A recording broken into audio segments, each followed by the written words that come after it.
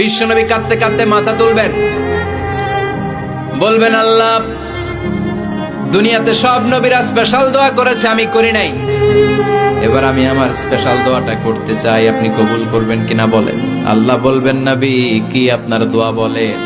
বিশ্বনবী বলবেন, আমার একটা উম্মত যার অন্তরের মধ্যে যাররা পরিমাণ ঈমান আছে, একবার আপনারে আল্লাহ বলে ডেকেছে, একবার আমি বিশ্বনবীর উপর দুরূদ পড়েছে, একবার শাহাদাতের বাণী আমার যে গুনাহগার উম্মত দুনিয়ার বুকে থেকে ঘোষণা দিয়েছে, ওই একটা উম্মত যদি জান্নাতে ঢুকতে না পারে, আপনি আমারে জান্নাতে ঢুকাতে পারবেন না।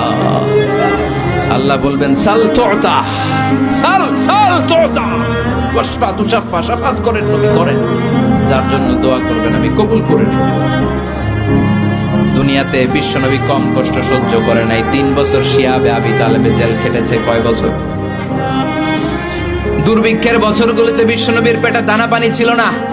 কলিজার টুকরা হাসান হুসাইন কই মাছের মতো ছটফট করেছে, জামিনে ক্ষুধার জ্বালায় বেহুশ হয়েছিল। বিশ্বনবী যদি ওই স্পেশাল দোয়াটা করতেন, জান্নাত থেকে খাবার